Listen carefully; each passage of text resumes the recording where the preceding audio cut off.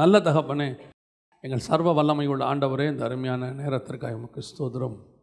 உடைய பாதப்படியில் எங்களை சமர்ப்பிக்கிறோம். ஆண்டவரே, இந்த நாள் காலையிலிருந்து உடைய கிருபை, இரக்கம், தயவு எங்களோடு கூட இருப்பதுக்காக உமக்கு நன்றி. ஆண்டவரே, வழி நடத்துங்க, நீங்கள் பேசுங்க, நீங்கள் ஆசீர்வதிங்க, உடைய வார்த்தைகளை அனுப்புங்க. எங்கள் ஆண்டவர் இயேசுவின் நாமத்தில் பிதாவே. அல்லேலூயா.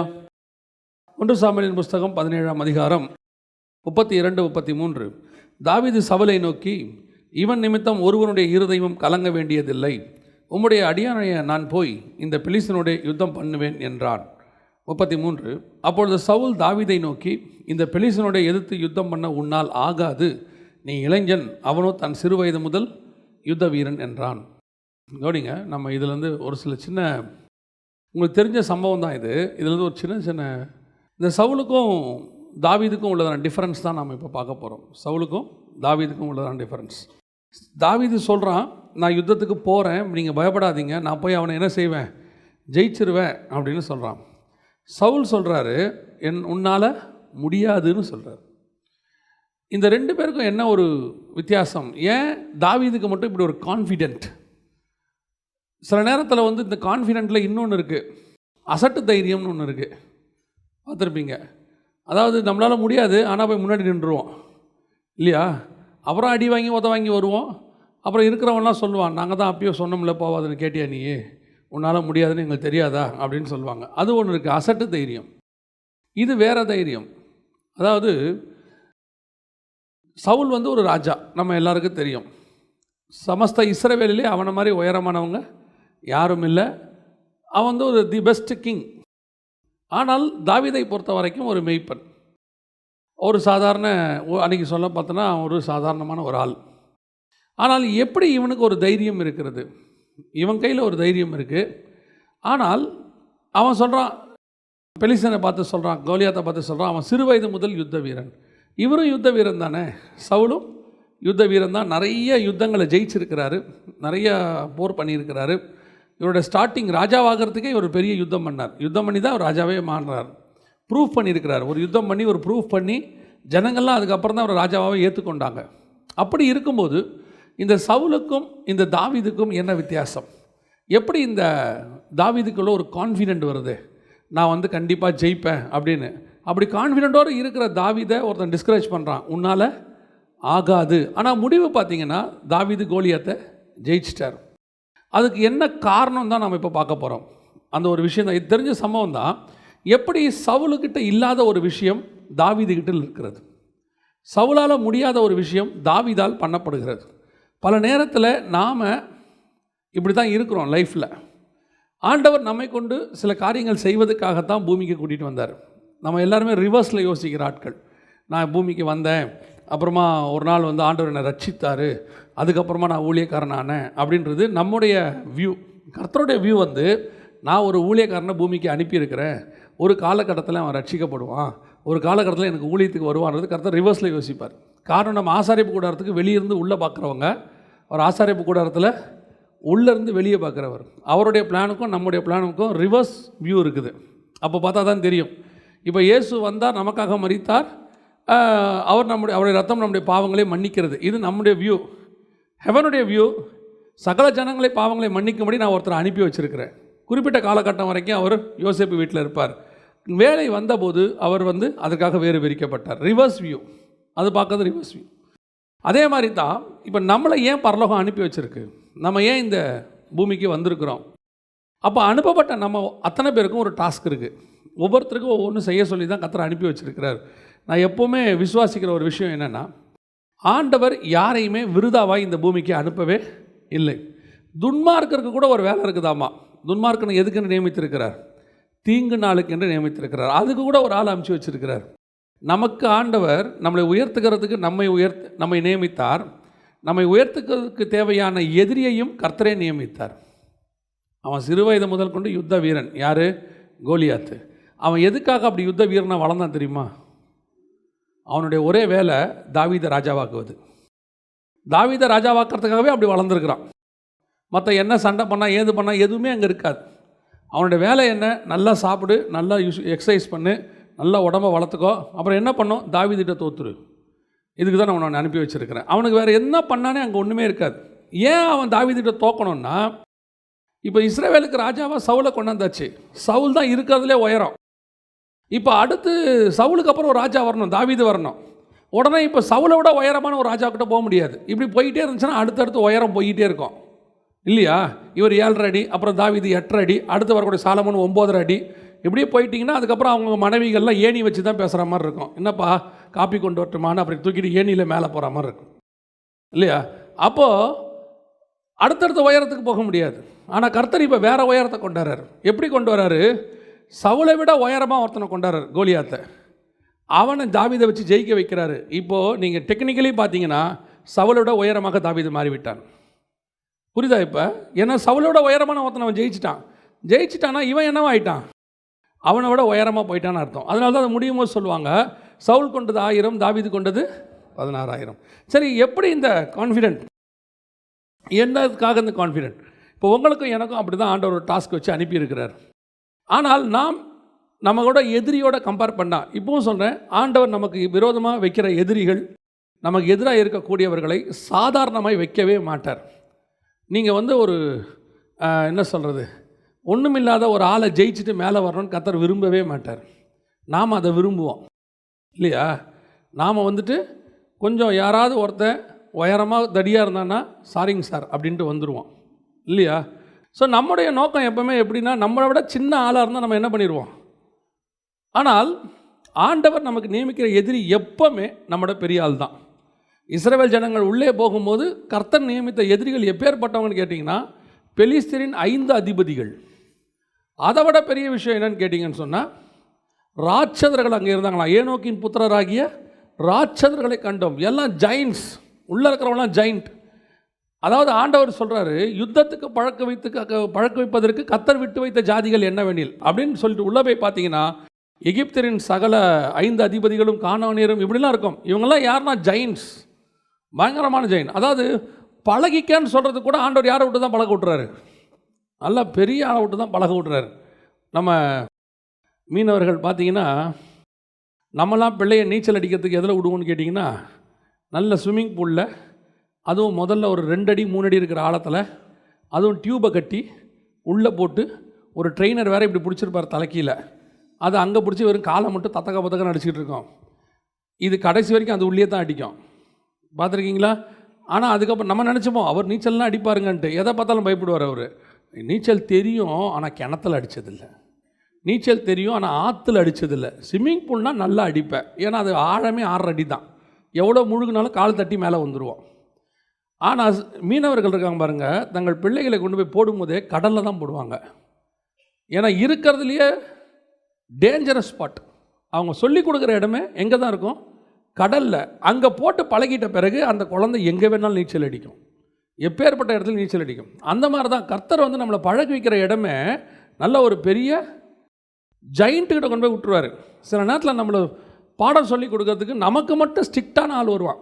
எப்போவுமே உங்களுக்கு தெரிஞ்சிருக்கும், நீங்கள் யார் எக்ஸாமினேஷன் ஹாலில் நமக்கு சூப்பர்வைசராக வரக்கூடாதுன்னு நினைப்போமோ அவன் தான் நமக்கு வருவான் கரெக்டாக, பர்டிகுலராக. நம்ம முன்னாடி வெளியே நின்று பேசுவோம் தானே, அவங்க ரொம்ப ஸ்ட்ரிக்டாமா, அந்த ஆரஞ்சு கலர் புடவை டீச்சர் இருக்குதுல்ல, அது காப்பி அடிக்க விட மாட்டேங்குதாம்மா, அப்படியே பிடிச்சி வெளியே தள்ளுதான், அது மட்டும் வராமல் தான் நல்லா இருக்கும்பா, சோத்திரம் ஆண்டவரே, மிச்ச மீதியை நீங்கள் பார்த்துங்க, அது ஒன்று மட்டுமா அந்த ஆரஞ்சு புடவை தான் நமக்கு நிற்கும். நீ காப்பி அடிக்காமல் பாஸ் பண்ணுங்கிறதா கர்த்தர் திட்டம். நாம் அதையும் ஜெயித்து வரணுன்றதா கர்த்தர் விரும்புகிறார். அதே மாதிரி தான் இப்போ தாவீதுக்கு முன்பாக நிற்கிற ஆள் யாருன்னா கோலியாத்து. இப்போ தாவீதுக்கும் கோலியாத்துக்கும் கம்பேரிசன் நம்ம பார்க்கல, தாவீதுக்கும் சவுலுக்கும் கம்பேரிசன் பார்க்குறோம். ஏன்? இவன் ஒரு ராஜா, இவங்கிட்ட ஒரு பெரிய இராணுவம் இருக்குது, ஆளுமே நல்ல ஜெயிண்ட்டு தான். இவனுக்கு அவனுக்கு கொஞ்சம் தான் டிஃப்ரென்ஸ். இவனும் யுத்த வீரன், அவனும் யுத்த புருஷன், 2 பேரும் தான் ஈக்குவல். எப்போவுமே பார்த்தீங்கன்னா எங்கே பார்த்தாலும் ஈக்குவலான பர்சன்ஸ் தான் மோத விடுவாங்க. ஆனால் இங்கே கம்பேர் பண்ணிங்கன்னா இவன் கான்ஃபிடெண்ட்டாக சொல்கிறான், நான் போகிறேன், அவனை ஜெயிப்பேங்கிறான். ஆனால் அவன் சொல்கிறான், உன்னால் முடியாதுங்கிறான். அப்போ இவனுக்குள்ளே இருந்த அந்த கான்ஃபிடென்ட் என்ன? சில காரியங்கள் தாவீதுகிட்டே காணப்பட்டது. அதுதான் உங்களுக்கும் எனக்கும் இருக்க வேண்டியது. இப்போ முதலாவது தாவீதுகிட்ட இருந்த ஒரு விஷயம் என்ன? 1 சாமுவேலின் புஸ்தகம் 17ஆம் அதிகாரம் 45வது வசனம். அதற்கு தாவீது பெலிஸ்தியனை நோக்கி, நீ பட்டயத்தோடும் ஈட்டியோடும் கேடகத்தோடும் என்னிடத்தில் வருகிறாய். நானோ நீ நிந்தித்த இஸ்ரவேலுடைய இராணுவங்களின் தேவனாகிய சேனைகளுடைய கர்த்தரின் நாமத்தில் உன்னிடத்தில் வருகிறேன். நல்லா கவனிங்க, இந்த வசனம் என்ன சொல்லுது? தாவீதுக்கும் பெலிஸ்தியனுக்கும் உள்ளதான டிஃபரன்ஸ் என்ன? இங்கே அவன் ஈட்டியோடு வரான், கேடயத்தோடு வரான், பட்டயத்தோடு வரான், எல்லாத்தோடு வரான். சவுலுக்கிட்ட இல்லாத ஒரு கான்ஃபிடென்ட் எது தாவீதுகிட்ட இருந்துச்சு? இப்போ சவுலுக்கிட்ட ஈட்டியும் இருக்குது, பட்டயமும் இருக்குது, கேடகமும் இருக்குது. ஏன், அவனுக்கும் இவனுக்கும் ஈக்குவலான எல்லாமே இருக்குது. ஆனால் இல்லாத ஒன்று என்ன தெரியுமா? சவுலுக்கிட்ட இல்லாத ஒன்று தாவீதுகிட்ட இருந்துச்சு. வசனம், நீ நிந்தித்த சேனைகளின் கர்த்தரின் நாமத்தில் நான் வருகிறேன். இதுதான் ஃபர்ஸ்ட் பாயிண்ட். நீங்கள் யாராக வேணா இருக்கலாம், உங்ககிட்ட என்ன குவாலிஃபிகேஷனாலும் இருக்கலாம். ஆனால் உங்களுக்கும் எனக்கு இருக்க வேண்டிய முதல் qualification, we are the representative of காட்ன்றதை மட்டும் நமக்கு நல்லா தெரிஞ்சுக்கணும். நான் வர்றது தேவனுடைய நாமத்தில் வருகிறேன், நான் வர்றது கர்த்தருடைய நாமத்தில் வருகிறேன், வேறு எந்த நாமத்திலையும் வரல, எதுக்காகவும் நான் வரல. நான் வருகிறது கர்த்தருடைய நாமத்தில். எங்கிட்ட இருக்கக்கூடிய டேலண்ட்டு, எங்ககிட்ட இருக்கக்கூடியதான படிப்பு, என்கிட்ட இருக்கக்கூடியதான எந்த ஒரு காரியமும் ஜெயிப்பதற்கு தேவையான அளவுக்கு அதுக்கு பவர் இருக்குது. ஆனால் எனக்கு தேவையான முதல் விஷயம் என்னென்னா, எனக்குள்ளே இருக்கிற ஒரு ஃபஸ்ட்டு கான்ஃபிடென்ட் என்ன தெரியுமா? I am representative of God. நான் நிற்பது கர்த்தருடைய ரெப்ரசன்டேட்டிவாக நிற்கிறேன், அவருடைய ஸ்தானாதிபதியாக, அம்பாசிடர் ஆஃப். பல நேரங்களில் நீங்கள் பார்த்துருப்பீங்க, பிரசிடெண்ட் இருப்பாங்க, அமெரிக்கன் பிரசிடெண்ட் இருப்பாங்க, அல்லது எந்த நாட்டுடைய பிரசிடெண்ட் இருப்பாங்க. அவங்களுடைய எம்பசி இங்கே இருக்கும், இங்கே இருக்கும், நம்ம இருக்கிற நாடுகளில் இருக்கும். அந்த பிரசிடெண்ட்டுக்கு என்ன விதமான ஒரு பவர் உண்டோ சேம் மரியாதை யாருக்கு இருக்குன்னா அந்த அம்பாசிடருக்கு இருக்கும். ஒரு முறை கென்யாவில் இருக்கக்கூடியதான தூதரகத்தை ஒரு தீவிரவாதிகள் யுஎஸ் எம்பசியோடைய தூதரகத்தை தீவிரவாதிகள் அடிச்சிட்டாங்க. அடித்த பிறகு ஒபாமா சொன்ன வேர்ட் ரொம்ப பவர்ஃபுல் வேர்ட். அவர் இந்த வேர்ல்டுக்கு சொல்கிறார், ஒரு வேர்ட் சொல்கிறாரு, நீங்கள் அடித்தது என்னுடைய தூதரகத்தை அல்ல, என் வீட்டை. நீங்கள் அடித்தது அங்கே இருக்கிற ஒர்க்கரை அல்ல, என்னுடைய வேலையை அடிச்சிருக்கிறீங்க, நீங்கள் என்னுடைய சக தோழனை அடிச்சிருக்கிறீங்க அப்படின்னார். அதுதான் கர்த்தர் உங்களுக்கும் எனக்கும் கொடுத்துருக்கிற ஸ்தானம். நீங்கள் எங்கே போனாலும் உங்களுக்கு ஒன்று தெரியணும், நான் காடோடைய ரெப்ரசன்டேட்டிவ், அம்பாசிடர் ஆஃப் காட். அதனால் கிரைஸ்ட் அம்பாசிடர்ஸ். அவர் பவுல் சொல்லும் போது சொல்கிறாரு, நாங்கள் கிறிஸ்துவின் ஸ்தானாதிபதிகள். நாங்கள் யாரை வேணாலும் இருந்துட்டு போகலாம். நான் சின்ன தாவீதாக இருக்கட்டும், படிக்காதவனாக இருக்கட்டும், நம்மக்கிட்ட இந்த இந்தியாவில் இந்த ஏற்றத்தாழ்வுகள்லாம் என்னென்னா ஒரு 4-5 விஷயந்தான் இருக்கும், மொத்தமே இருக்கும். ஒன்று மிக முக்கியமானது இந்த படிப்பு, அப்புறம் அந்தஸ்து, ஜாதி, அப்புறம் இல்லைனா கலரு. ஏன்னா வெள்ளையாக இருக்கிறவங்களாம் படிச்சிருக்கிறான்றது நம்ம ஊரில் ஒரு பெரிய கான்செப்ட் இருக்குது. அவர் வெள்ளையாக இருக்கிறவனை பார்த்தோன்னா நல்லா படிச்சிருப்பார் போல் அப்படின்னு. அது என்ன கான்செப்ட்னு இன்ன வரைக்கும் எனக்கு புரியல. நான் எதுக்கு சொல்ல வரேன், கருப்பு சிவப்பு கான்செப்டே கிடையாது, ஜாதி கான்செப்ட் கிடையாது, அந்தத்து கான்செப்ட் கிடையாது, நமக்கு என்ன டேலண்ட் இருக்குது இல்லைங்கிறது கிடையாது. ஆனால் முதல்ல நமக்கு தெரிய வேண்டியது, நான் அம்பாசிடர் ஆஃப் காட், நான் கிறிஸ்துவின் நாமத்தில் வருகிறேன், அதனால் நான் கண்டிப்பாக ஜெயிப்பேன். இந்த கான்ஃபிடென்ட் தான் உங்களுக்கு வேணும். நான் எங்கிட்ட இருக்கிறதுனால ஜெயிக்கிறேனா இல்லையாங்கிறது முக்கியம் இல்லை. எங்கிட்ட இருக்கிற எதிரி, எனக்கு எதிராக நிற்கிற எதிரி என்ன பவர்ஃபுல்லாக இருக்கிறன்றது எனக்கு முக்கியம் இல்லை.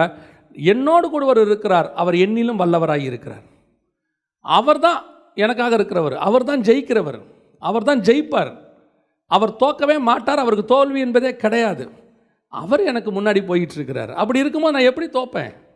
தோக்கவே மாட்டேன். சில நேரத்தில் பார்க்குறதுக்கு தெரியும் தோக்கிற மாதிரி, தோக்கவே மாட்டோம் லைஃப்பில்.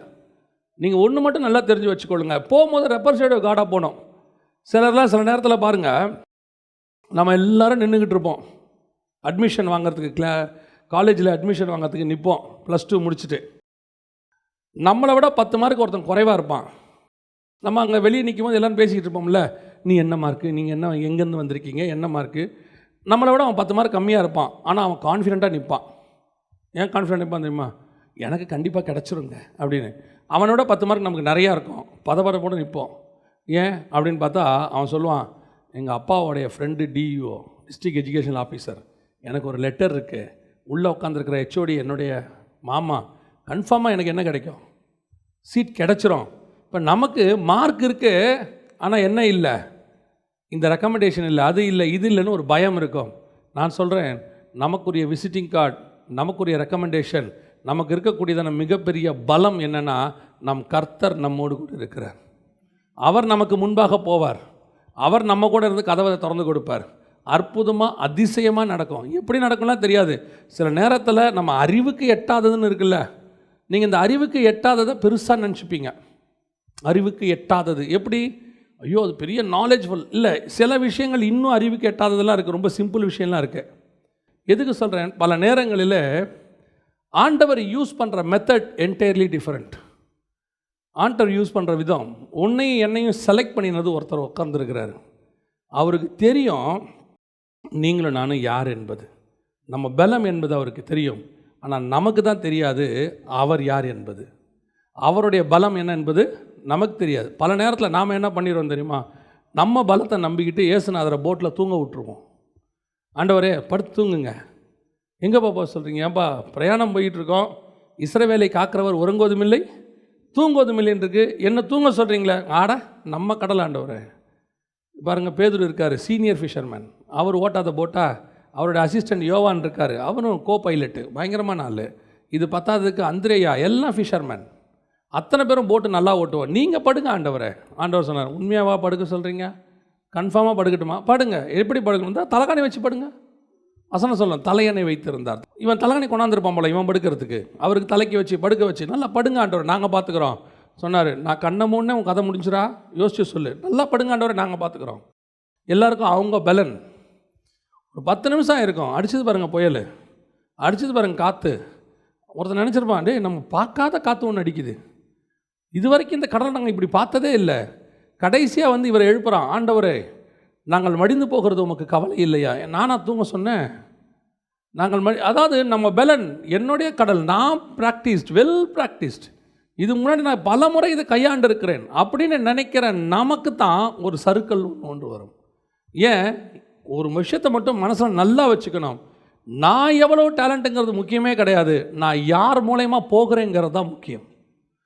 அம்பு எவ்வளோ ஷார்ப்பாக வேணா இருக்கட்டும், விடுற ஆள் கரெக்டாக இருந்தால் தான் அம்புக்கு வேல்யூ. நீங்களும் நானும் அம்பு தான், பலவானின் அம்புகள், நாம் எல்லாருமே அம்புகள் தான். நம்ம செம ஷார்ப்பு, அழகாக செஞ்சுருக்கிறாங்க, என்ன கூர்மை, நான் போய் குத்துனா அவன் செத்தான், எல்லாம் உண்மைதான். ஆனால் விடுகிறவர் ஒருவர் இருக்கிறார், அவர் கரெக்டாக விட்டால் தான் நீ நான் சரியாக போவோம். நாம் பல நேரத்தில் நினச்சிக்கிறோம், ஓ நான் யார் தெரியுமா, எங்கள் ஃபேமிலியிலே நாங்கள் தான், எங்கள் அப்பா டாக்டரு, அம்மா டாக்டரு, நான் டாக்டரு. பல நேரங்களில் நம்முடைய பெருமைகள், நமக்குள்ளே இருக்கக்கூடிய டேலண்ட்ஸ் எல்லாம் தேவை, எதுவுமே இல்லைன்னு ஆண்டவர் சொல்லலை. ஆனால் உனக்கு மட்டும் எப்பவும் தெரியணும், நிறைய வீக்னஸ் இருந்தாலும் சரி, நிறைய உங்கள்கிட்ட அட்வான்டேஜஸ் இருந்தாலும் சரி, எப்போவுமே you must go in the name of the Lord. கர்த்தர் எனக்கு முன்பாக போகிறார், என்னுடைய ஜெயம் கர்த்தரால் வரும். குதிரையோ யுத்த நாளுக்கு அது செய்ய வேண்டிய வேலையை செய்யணும், எல்லாம் செய்யணும். அதனால் கர்த்தர் பார்த்துக்கொள்வார், ஆண்டவர் என் பட்சத்தில் இருக்கிறார். ஆகவே நான் படிக்க போகிறது இல்லை, நான் தைரியமாக இயேசுவின் நாமத்தில் போக போகிறேன். புக்கெல்லாம் எங்கே? பரண மேலே இருக்குது. ஏன்? கர்த்தர் எனக்காக எழுதுவார். எப்படிப்பா சொல்கிற? அவர் சொல்லியிருக்கிறார், உலகத்தின் முடிவு பரிந்தும் சகல நாட்களும் உன்னோடு கூட இருப்பேன் என்று சொல்லி. எக்ஸாம் ஹாலில் கூட இருப்பார், எழுதுவேன். கடைசியாக ஒரு முடிவு எடுப்பான், எழுதாமையே நான் ஜெயிக்க போகிறேன், நான் எக்ஸாமுக்கே போக மாட்டேன், கர்த்தர் பாஸ் பண்ணுவார். ஏன்? என் தேவனால் கர்த்தரால் கூடாத காரியம் ஒன்றுமில்லை. அவர் இல்லாதவைகளை உருவாக்குறவர். பேப்பரே இல்லாட்டி அங்கே ஒரு பேப்பர் இருக்கும். கரெக்டா? கரெக்டா? இல்லை, நான் செய்ய வேண்டியதை நான் செய்யணும். ஆனால் ஜெயமோ கர்த்தரால் தான் வரும், வேறு யாராலையும் வராது. தாவீதுக்கும் சவுலுக்கும் என்ன ஒரு பெரிய டிஃபரன்ஸ்? சவுல்கிட்ட இருந்த அட்வான்டேஜ் அவனுக்கு பெருசாக இருக்குது. தாவீது தன்னுடைய டிஸ்அட்வான்டேஜை பார்க்கவே இல்லை. அவனுக்கு ஒன்று தெரியும், என்னை அனுப்புகிற ஒருவர் இருக்கிறார், அவர் எனக்கு ஜெயத்தை கண்டிப்பாக கொடுப்பார். ரெண்டாவது, தாவீதுகிட்ட இருந்த அடுத்த விஷயம் என்ன அப்படின்னு பார்த்தீங்கன்னு சொன்னால், 1 சாமுவேல் 17:40, தன் தடியை கையிலே பிடித்து கொண்டு ஆற்றில் இருக்கிற 5 கூழாங்கல்லுகளை தெரிந்தெடுத்து அவைகளை மேய்ப்பருக்குரிய தன்னுடைய அடைப்பையிலே போட்டு தன் கவனை தன் கையிலே பிடித்து கொண்டு அந்த பெலிஸ்தியன் அண்டையிலே போனான். ரெண்டாவது, தாவீதுகிட்ட இருந்த மிக முக்கியமான அடுத்த விஷயம் என்ன அப்படின்னு கேட்டால், இப்போ நம்ம எதிராளிகிட்ட இருக்கிறது கேடகம் இருக்குது, பட்டயம் இருக்குது, ஈட்டி இருக்குது, அவங்ககிட்ட எக்ஸ்பீரியன்ஸ் இருக்குது, அவன் சிறு வயது முதல் கொண்டு யுத்த புருஷனாக இருக்கிறான், எல்லாம் ஓகே. ஆனால் தாவீதுகிட்ட ஒரு விஷயம் இருந்துச்சு. அதுக்கு முன்னாடி சவுல் அவனுக்கு ட்ரெஸ் போட்டு பார்க்குறாரு. அந்த வசனம் சொல்லும் 1 சாமுவேல் புஸ்தகம் 17ஆம் அதிகாரத்தில் 38, சவுல் தாவீதுக்கு தன் வஸ்திரங்களை உடுத்துவித்து வெண்கலமான ஒரு சீராவை என் தலையில் போட்டு ஒரு கவசத்தை அவனுக்கு தரிப்பித்தான். அவனுடைய பட்டயத்தை தாவீது தன் வஸ்திரங்கள் மேல் கட்டி கொண்டு அதில் அவனுக்கு பழக்கமில்லாதால் நடந்து பார்த்தான். எதுவுமே அவனுக்கு ஒத்து வரல. தாவீதுகிட்ட ஒரு விஷயம் இருந்துச்சு, இவங்கெல்லாம் என்னென்னமோ வச்சுருக்கிறாங்க, அதெல்லாமே வேல்யூபிள், அதில் எந்த மாற்று கருத்தும் இல்லை, எல்லாமே வேல்யூபிள். ஆனால் தாவீதுக்கு ஒன்று தெரிகிறது, எங்கிட்ட ஒரு இன்ஸ்ட்ருமெண்ட் இருக்குது, கர்த்தர் எனக்கு சொல்லி கொடுத்துருக்கிறார். அவங்ககிட்ட பழக்கமான இன்ஸ்ட்ருமெண்ட்டில் அவன் வரான். அவன் எந்த வெப்பன் யூஸ் பண்ணி எதை சின்ன வயசில் கற்றுக்கிட்டானோ அதில் அவன் வரான், அதில் மாற்று கருத்தும் இல்லை. ஆனால் நான் எப்படி போக போகிறேன் தெரியுமா? என்கிட்ட என்ன இருக்குதோ அதை நான் எடுத்துகிட்டு போக போகிறேன். நான் முதல்ல இந்த நேம் ஆஃப் த லார்ட் போகிறேன், அதான் ஃபஸ்ட். ரெண்டாவது, எனக்கு ஒன்று கர்த்தர் சொல்லி கொடுத்தாரு, அதை கொண்டு தான் நான் யுத்தம் பண்ண போகிறேன். அவன் என்ன வச்சுருக்கானோ அதையே தான் நானும் எடுத்துகிட்டு போகணுன்ற அவசியம் இல்லை. இது ஃபார்முலா கிடையாது. அவன் அவனுக்கு தெரிஞ்சதில் யுத்தம் பண்ணுறான், நான் எனக்கு தெரிஞ்சதில் யுத்தம் பண்ண போகிறேன். அவனோட கம்பேர் பண்ண என்கிட்ட இருக்கிறது ஒன்றுமே கிடையாது, ஒரு கூழாங்கல் தான், ஒரே ஒரு கூழாங்கல், ஒரு தடி தான். ஆனால் எனக்கு எதிரில் நிற்கிறானே அவங்ககிட்ட இருக்கிறது பட்டயம், ஈட்டி, கேடகம், எது வேணா இருக்கட்டும். ஆனால் அதுக்காக நான் திரும்பி எனக்கும் பட்டயம் வேணும், எனக்கும் ஈட்டி வேணும், எனக்கும் கேடகம் வேணும், அப்போ தான் அவனை ஜெயிக்க முடியுன்ற நம்பிக்கைக்கு தாவீது போல. அந்த நம்பிக்கையில் தான் சவுல் அவங்ககிட்ட போகாமல் இருக்கிறாரு. ஏன்னா அவன் கத்தியை விட நம்ம கத்தி சின்னது, அவன் ஈட்டியை விட நம்ம ஈட்டி சின்னது, அவன் கேடகத்தை விட ஏன் கேடகம் சின்னதுன்னு சவுல் உட்காந்து கம்பேர் பண்ணிக்கிட்டு இருக்கிறார். தாவீதுக்கு இந்த பிரச்சனையே இல்லை. நம்மக்கிட்ட ஈட்டியும் இல்லை, கேடகம் இல்லை, பட்டயம் இல்லை. ஒன்று வசனம் சொல்லுது, தாவீதின் கையில் பட்டயம் இல்லாது இருந்தது. 50ஆம் வசனம் சொல்லுது, பட்டயம் இல்லாது இருந்தது. என்கிட்ட ஒன்றும் கிடையாது, ஆனால் என்கிட்ட ஒன்று இருக்குது. எது? சின்ன வயசுலேருந்து கர்த்தர் எனக்கு சொல்லி கொடுத்த ஒன்று இருக்குது. நான் மெய்ப்பனாக இருக்கும்போது சிங்கத்தையும் கரடியும் ஜெயிக்கிறதுக்கு எனக்கு ஆண்டவர் ஒன்று சொல்லி கொடுத்தாரு. அந்த காரியத்தை நான் எடுத்துகிட்டு போகிறேன். இதுதான் அடுத்த சக்ஸஸுக்கான மிக முக்கியமான விஷயம். Each and everybody have a unique talent. கர்த்தர் ஒருவனையும் இந்த பூமியில் வெறுமனே அனுப்பினதே கிடையாது. எல்லாருக்கும் கர்த்தர் ஏதோ ஒன்று வச்சுருப்பார். அந்த ஒன்று எதுன்னு கண்டுபிடிச்சி அதில் தான் நீங்கள் டேலண்ட்டாக இருக்கணும், அதைத்தான் நீங்கள் நம்பணும். ஒவ்வொரு காலகட்டத்திலையும் ஒவ்வொன்றும் மேலோங்கி நிற்கும், உடனே எல்லாரும் அதில் போய் தான் விழுவாங்க. உதாரணமாக இப்போது நம்ம தாத்தா பாட்டி காலத்தில் பார்த்திங்கன்னா எல்லாரும் எதை ரொம்ப படிப்பாங்க அப்படின்னு பார்த்திங்கன்னா பிஏ இங்கிலீஷ், பிஏ ஹிஸ்ட்ரி. ஏன்னா அப்போ டீச்சர் வேலைக்கு பயங்கரமான இது இருந்துச்சு, தேவை இருந்துச்சு, உடனே வேலை, நல்ல சம்பளம், எல்லாரும் படித்தாங்க. அதுக்கப்புறம் ஒரு பீரியடில் இந்த பிஇ, எம்பிபிஎஸ் இதெல்லாம் வர ஆரம்பித்த உடனே அதில் போய் எல்லாரும் விழுந்தாங்க. ஒரு காலகட்டத்தில் ஐடி, எல்லாரும் ஐடி, அத்தனை பேரும் ஐடியில் போய் விழுந்தாங்க. இப்படி இப்போ எல்லாரும் எம்பிஏ, அத்தனை பேரும் எம்பிஏ, எல்லாரும் போய் விழுறது. இப்போவும் சொல்கிறேன், கர்த்தர் உங்களுக்குன்னு ஒன்று வச்சுருப்பார். அது படிப்பாகவும் இருக்கும், படிப்பு இல்லாமையும் இருக்கும். யூனிக்காக அத்தனை பேருக்கும் ஒன்று தான் அப்படின்னு கிடையவே கிடையாது. ஒவ்வொருத்தருக்கும் ஒரு டிசைன், ஒவ்வொருத்தருக்கும் ஒரு ரூட், ஒவ்வொருத்தருக்கும் கர்த்தர் ஒவ்வொரு விதமாக பயன்படுத்துவார். அவனை செய்கிற மாதிரி தான் அவனையும் செய்யணும், இவனை செய்கிற மாதிரி தான் என்னையும் செய்யணும்னு அவசியமே இல்லை. சில நேரத்தில் ராங் கம்பேரிசன் இருக்கும். நம்ம வீடுகளில் சொல்லுவாங்க, அவனை பாரு, இவனை பாரு. நான் எப்போவுமே நினைப்பேன், நம்ம யாரையும் பார்க்க வேண்டாம், எனக்கு ஒன்று கர்த்தர் வச்சுருப்பார், முதல்ல அதை நான் நம்பணும்.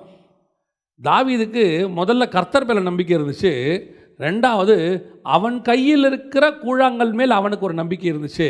இது போதும் அந்த கோலியாத்தை ஜெயிக்கிறதுக்கு. அவனுக்கு அந்த நம்பிக்கை இருந்துச்சு. அவன் கேட்குறான், தடியோடு வருவதற்கு நான் என்ன நாயா? இவன் சொல்கிறான், உன்னை அடிக்கிறதுக்கு இது போதும் டே, இது இது திஸ் இஸ் எனஃப். ஏன்? உங்ககிட்ட இருக்கிற பட்டயம் உனக்கு எவ்வளோ பெருசோ, எங்கிட்ட இருக்கிற கூழாங்கல் எனக்கு பெருசு.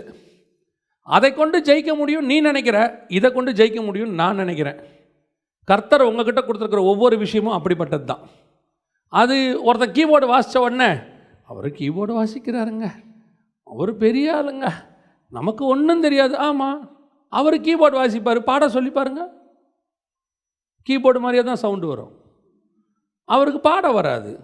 ஒரு சிலருக்கு பாட வரும், கீபோர்டு வராது. ஒரு சிலருக்கு பேச வரும், பாட வராது. சிலருக்கு பாட வரும், பேச வராது. இல்லையா? நல்லா பாடுவான், பேச சொல்லுங்கள் தடுமாறுவான். நல்லா பேசுவான், பாட சொல்லுங்கள் கூட்டம் மொத்தம் கலைஞ்சிரும். 10 நிமிஷத்தில் ஒரே பாட்டு கூட்டத்தை கலைச்சிருவான். ஒவ்வொருத்தருக்கும் ஒவ்வொன்றும் கர்த்தர் கொடுத்துருக்கிறாரு. உங்களுக்கு கொடுத்ததை முதல்ல நீங்கள் நம்பணும். எங்கிட்ட கர்த்தர் கொடுத்தது தி பெஸ்ட். இதை கொண்டு கர்த்தர் என்னை முன்னேற்ற வல்லமை உள்ளவராக இருக்கிறார். இதில் நான் மேலே வருவேன். இல்லைங்க அதெல்லாம் பிஇ படிக்காட்டு. ஏன் பிஇ படிக்காட்டு என்ன? பிஇ படித்தவர் பிஇயில் வராரு, நம்ம சாதாரண இ பிடிச்சிட்டு வந்தால் ஈயில் மேலே வரும். எப்படியோ எவனையும் உயர்த்த கர்த்தர் வல்லமை உள்ளவராக இருக்கிறார். முதல்ல நம்மக்கிட்ட கொடுத்த டேலண்ட்டு மேலே முதல்ல நமக்கு ஒரு கான்ஃபிடென்ட் வரணும். எனக்கு ஆண்டவர் சொல்லி கொடுத்தது ஒன்று தான், உனக்கு நான் கொடுத்த அபிஷேகத்தை முதல்ல நீ கனம் பண்ணு. நீ என்ன செய்ய? கனம் பண்ணு. நீ அதுக்கு மரியாதை கொடு. நம்மளே அதுக்கு மரியாதை கொடுக்கலன்னு வச்சுக்கோங்க, அப்புறம் எப்படி இன்னொருத்த மரியாதை கொடுப்பான்? நம்மளே சொல்லுவோம் சில நேரங்களில் தாழ்த்துறது நல்லது. இந்த போலியான தாழ்மை இருக்குல்ல, நான் குப்பை இல்லையா? சிலர் சொல்லுவாங்க நான் ஒன்றுமில்லாத குப்பைங்க. நீ உண்மையிலே இருதயத்துலேருந்து சொல்லியிருந்தீன்னா யாராவது உன்னை குப்பைன்னு கூப்பிடும்போது நீ சந்தோஷப்படணும். என்னை உண்மையாக கூப்பிட்றாங்க, என்னுடைய நிலைமையை தெரிஞ்சு அவங்க கூப்பிட்றாங்க, என்னையா கூப்பிட்டீங்க சிஸ்டர்னு கேட்டிருக்கணும். ஏன் உங்களுக்கு கோவம் வருது? ஒன்றும் இல்லாத குப்பை அப்படின்னா யாரை பார்த்து சொன்னேன்? நீ தானே சொன்ன குப்பைன்னு பிரேயரில். ஆண்டவரே நான் மண்ணு, நான் குப்பை அப்படின்னு நீங்கள் சொல்லிங்க. பக்கத்தில் இருக்கவங்க கூப்பிட்றான், சார் குப்பை உங்களை கூப்பிட்றாங்க பாருங்கள் அப்படின்னு. ஏன்னா இது போலியான மைமாலம். உன் இருதயத்தில் குப்பைன்ற எண்ணமே உனக்கு இல்லை, அது சும்மா அப்படி சொல்கிறது. ஆனால் தாவீதுக்கு உண்மையிலே இருக்குது, அவனுக்கு தெரியுது நான் ஒன்றும் இல்லை. ஆனால் கர்த்தர் எனக்கு சொல்லி கொடுத்த கூழாங்கல் இருக்குது, இதை வச்சு நான் என்ன செய்வேன்? ஜெயிக்க முடியும். அதனால தான் அவ்வளோ கான்ஃபிடெண்ட்டாக போய் நிற்கிறான் பாருங்கள். எதிரில் எது நின்னாலும் பல நேரத்தில் கர்த்தர் உங்களுக்கு கொடுக்குற ஒரு அபிஷேகம், கர்த்தர் கொடுக்கறதான ஒரு ஊழியம், கர்த்தர் கொடுக்கறதான ஒரு டேலண்ட், அல்லது கர்த்தர் கொடுத்துருக்கிறதான ஒரு ஏதோ ஒரு காரியம், அதை முதல்ல நீங்கள் கனம் பண்ணுங்க. இதை வச்சு ஒன்றும் பண்ண முடியாது, இதை செய்ய முடியாது, இதை சாதிக்க முடியாது, இதை வச்சு எதுவுமே நடக்காது. முதல்ல நம்ம நம்பணும். நமக்கு ஆண்டவர் கொடுத்த என்ன செய்யணும்? நாம் நம்பணும், நாம் கனப்படுத்தணும், நாம் அதுக்கு ஒரு முக்கியத்துவத்தை கொடுக்கணும், நாம் அதுக்கு மரியாதை கொடுக்கணும். எனக்கு ஆரம்பத்துலேருந்து நான் சொல்கிறது ஒரு 7 வயசு 8 வயசுலேருந்தே ட்ராமானா ரொம்ப இஷ்டம். ட்ராமா போடுறதுனா ரொம்ப இஷ்டம், ட்ராமா நடிக்கிறதுனா இஷ்டம் ரொம்ப. அப்போது ஆஸ் யூஷுவல் அது வந்துருச்சுன்னா படிப்பு குறைவாக தான் வரும். அது ஒன்று இது வரும், இல்லை அது வரும். ரெண்டும் வர்றதுன்றது பெரிய டேலண்ட்டு, அது நமக்கு வராது.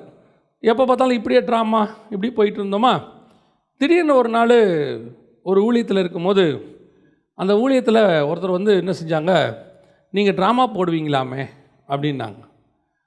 போடுவோம், எங்கள் சர்ச்சிலெலாம் நாங்கள் போட்டிருக்கிறோம் அப்படின்னோடனே அந்த ஊழியத்தில் சொன்னாங்க, நீங்கள் ட்ராமா போடுறீங்களா இன்றைக்கி சாயங்காலம் ஒன்றுன்னாங்க. நான் எந்த ஆப்பர்ச்சுனிட்டியும் விடக்கூடாதுன்னு நினைக்கிறாள். சரின்ட்டேன். எவ்வளோ நேரம்னு கேட்டேன். 3 நிமிஷம்னாங்க. ட்ராமாக்கு எவ்வளோ நேரம்? என் கூட இருந்தவங்க சொன்னாங்க, அவன் நம்மளை கிண்டல் பண்ண பார்க்குறான், 3 நிமிஷத்துலலாம் ட்ராமா போட முடியுமா? அதனால் 3 மினிட்ஸ்ன்ட்டு போகிறான், நீ முடியாது சொல்லிடுறேன். நம்ம சொன்னேன், நம்ம ஏன் முடியாதுங்கணும், போடுவோம். 3 நிமிஷத்தில் எப்படி போடுவோம்? 3 நிமிஷத்தில் போடுவோம். முடிக்கணுன்றது யார் சொன்னா? நம்ம தானே முடிக்கணும். வேணான்னு சொல்லிட்டு போகிறதுக்கு ஆரம்பிச்சிடுவோம். அவனா எப்பயாவது நிறுத்தினா நிறுத்திப்போம். ஆனால் 3 நிமிஷத்தில் முடிச்சுட்டு அந்த ட்ராமாவை ஒரு சின்ன ஸ்கிட் போட்டோம். கர்த்தர் அதை கனப்படுத்தினார். நாங்கள் நம்பினோம், நான் நம்பினேன் இது கண்டிப்பாக சக்ஸஸ் ஆகும் அப்படின்னு சொல்லி 3 நிமிஷம் அந்த ஸ்கிட் போட வச்சாங்க. அதுக்கப்புறம் 7 நிமிஷம் கொடுத்தாங்க, அதுக்கப்புறம் 15 நிமிஷம் கொடுத்தாங்க, அதுக்கப்புறம் 1/2 hour கொடுத்தாங்க. ஒரு மேடையில் அந்த பிரசங்கியாருக்கு 40 நிமிஷம் டைம், ட்ராமாவுக்கு 45 நிமிஷம் டைம். அதே மேடையில் அவருக்கு 40 நிமிஷம், ட்ராமாவுக்கு 45 நிமிஷம். ட்ராமா போட முடியுமா? ட்ராமா பெரிய லெவலில் வருமா அப்படின்னு கேட்டிங்கன்னா, ட்ராமாவை கொண்டு ஸ்கிட்டை கொண்டும் கர்த்தர் பெரிய காரியங்களை செய்ய வல்லமை உள்ளவராக இருக்கிறார். முடியாதுன்னெலாம் கிடையாது. எதுக்கு சொல்கிறேன்? நம்மக்கிட்ட கர்த்தர் கொடுக்குற டேலண்ட்டு சின்னது பெருசுனே கிடையாது. எனக்கு அதுதான் பெருசு. கர்த்தர் அதுதான் எனக்கு ஒருத்தர் கேட்டார், இப்படி ட்ராமா போட்டுக்கிட்டே இருக்கியே, இதை வச்சு முன்னேறுவியா, இது சோறு போடுமா உனக்கு அப்படின்னாரு. நான் சொன்னேன், ட்ராமா போடுமான்னு தெரியாது, ட்ராமாவை போட சொன்ன தேவன் போடுவார், அவ்வளோதான். ட்ராமா போடுமான்னு தெரியாது. இந்த ஊழியத்துக்கு வரும்போது ஒருத்தர் என்ன கேட்டார், இதே ஊழியத்துக்கு வரும்போது ஒருத்தர் என்ன கேட்டார், நீ போய் பைபிள் ஸ்டடி எடுக்க போகிறேன்னு சொல்கிறிய, இந்த பைபிள் ஸ்டடிக்கு எவன் காசு கொடுப்பான்? எவனும் காசு கொடுக்க மாட்டான், இது உனக்கு பணத்தை கொடுக்காதுன்னாரு. எனக்கு அப்பவும் தெரியும், இந்த ஊழியம் எனக்கு பணம் தராது, ஆனால் ஊழியத்தை கொடுத்தவர் எனக்கு தருவார். இன்றைக்கும் கர்த்தர் என்னை நடத்திக்கிட்டு தான் இருக்கிறாரு. பல நேரத்தில் நமக்கு இந்த ஃப்யூச்சர் பயம் ஒன்று வரும். இந்த ஃப்யூச்சர் பயம், இதை வச்சு இப்படியே போயிட்டு தான் நான் என்ன ஆவேன், இது நம்ம ஃப்யூச்சரை காப்பாற்றுமா, இப்படியே போனால் நிலைமை என்ன ஆகும். நம்முடைய நம்பிக்கை நம்மை அனுப்பின கர்த்தர் மேல் இருக்கிறது. அவர் கொடுத்த அந்த இன்ஸ்ட்ருமெண்ட்டை நீங்கள் நம்பணும். என்கிட்ட ஒருத்தர் கொடுத்துருக்கிறாரு, அவர் அதை பயன்படுத்தினா எவ்வளோ பெரிய கோலியாத்தும் அதை வச்சு வீழ்த்திடுவார். மற்றவங்களால் அது முடியாது. இந்த கூழாங்கலை எடுத்துகிட்டு சவுலுக்கிட்ட கொடுத்தீங்கன்னா முடியாது. ஏன்னா சவுளுடைய நம்பிக்கை கர்த்தர் மேலேயும் இல்லை, கூழாங்கல் மேலேயும் இல்லை. சவுளுடைய நம்பிக்கை கோலியாத்து மேலே இருக்குது, அவன் தான் ஜெயிப்பான்.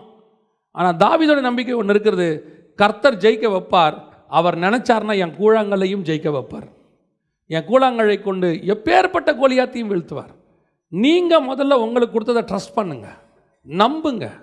உங்களுக்கு கொடுத்தது எது வேணாலும் இருக்கட்டும், அது சின்னதோ பெருசோ, சின்ன டேலண்ட்டோ. நிறைய நேரத்தில் ஒரு இன்ஃபீரியாரிட்டி காம்ப்ளெக்ஸ் நமக்குள்ளே இருக்குது வாலிபர்களுக்குள்ளே. இதெல்லாம் வச்சு ஒன்றுமே பண்ண முடியாதுங்க, இதெல்லாம் செய்யாது. நீ உங்கள்கிட்ட இருக்கிற டேலண்ட் எது வேணாலும், கவிதை எழுதுவியா எழுது, நல்லா எழுதுவியா எழுது, நல்லா பேசுவியா பேசு. சிலர் சொல்லுவான் பேசாத, நான் எவன் பேச்சையும் கேட்காத. நான் காலேஜ் படிக்கும்போது என் ஃப்ரெண்டு அடிக்கடி சொல்லுவான், ஏன்டா இப்படி பேசினே இருக்கிற, கொஞ்சம் அமைதியாடுறாம்பான். ஆனால் என்னால் முடியாது.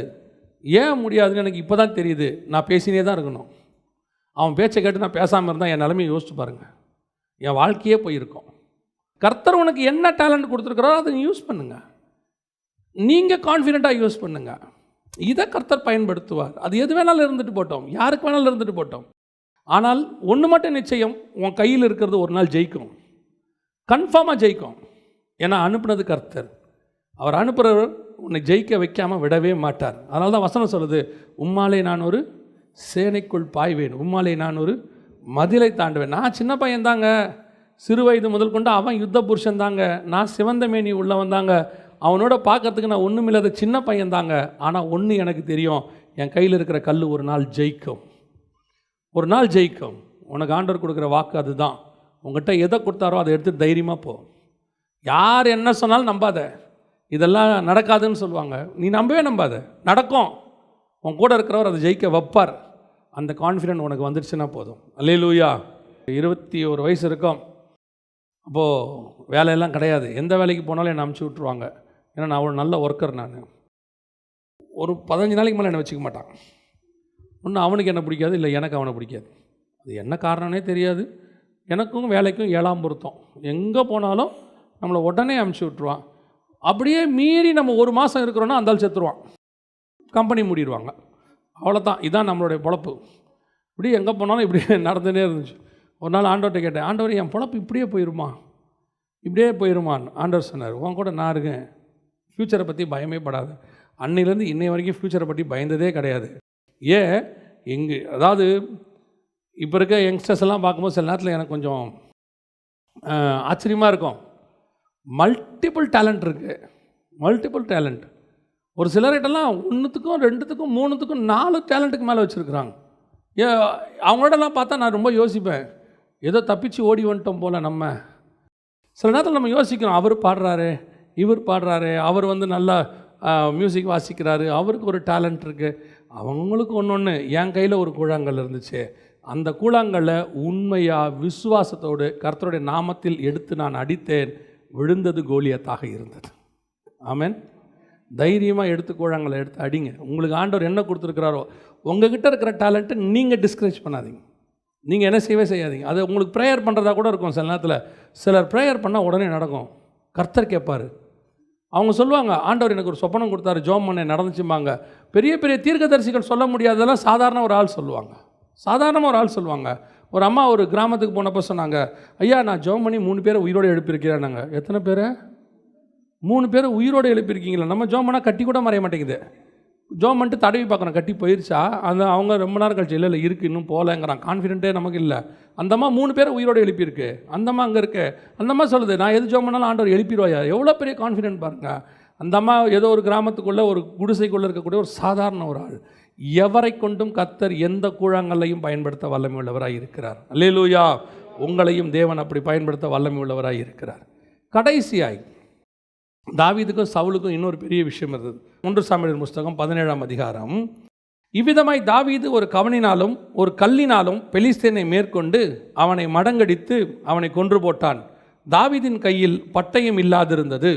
ஆகையால் தாவீது பெலிஸ்தேன் அண்டையில் ஓடி அவன் மேல் நின்று அவன் பட்டயத்தை எடுத்து அதை அதன் உரையிலிருந்து உருவி அவனை கொன்று அதனாலே அவன் தலையை வெட்டி போட்டான்.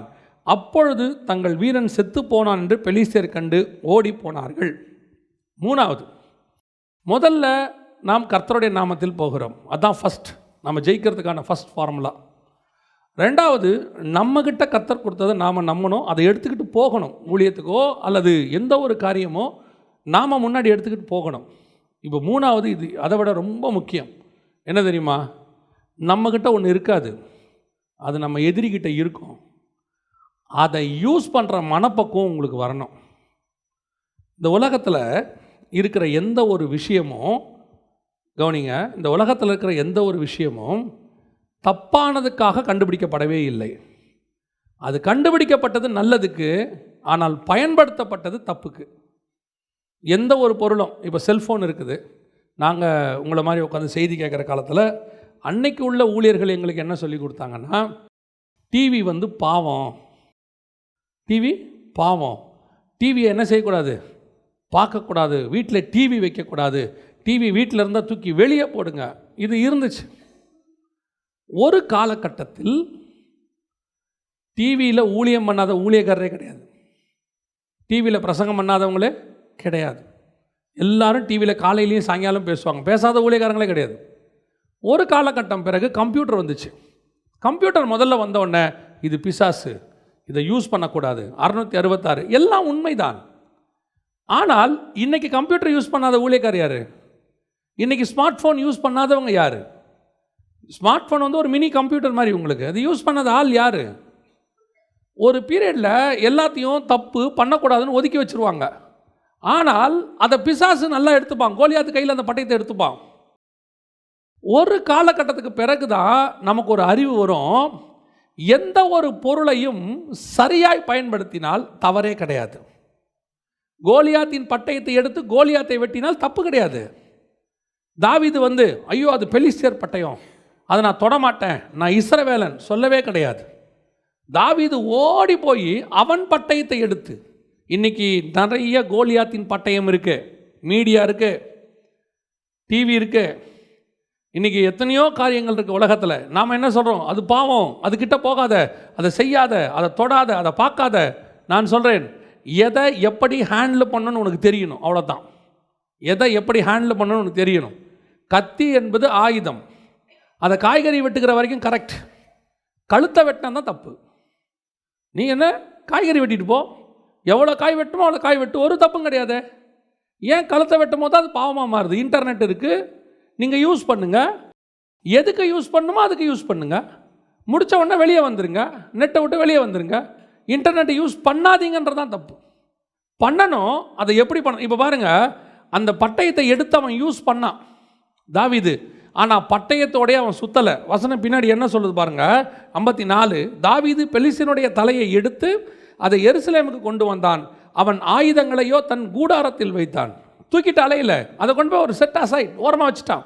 யூஸ் பண்ணுற வரைக்கும் யூஸ் பண்ணணும், யூஸ் பண்ணி முடித்த பிறகு தூக்கி கொண்டு போய் ஓரமாக வச்சு, அப்படி ஓரமாக அது இருக்கட்டும், இனி எனக்கு இப்போ தேவைப்படாது, பின்னாடி எப்பயாவது தேவைப்படும். இன்னொரு யுத்தம் வந்துச்சு, தாவீது போய் ஆசாரியன்ட்ட கேட்குறான், ஏதாவது பட்டயம் இருக்குதா? அப்போ அவன் சொல்கிறான், நீ கோலியாத்துக்கிட்ட ஜெயிச்சி அந்த பட்டயம் இருக்கு. அதுக்கு தாவீது சொல்கிற வார்த்தை என்ன தெரியுமா?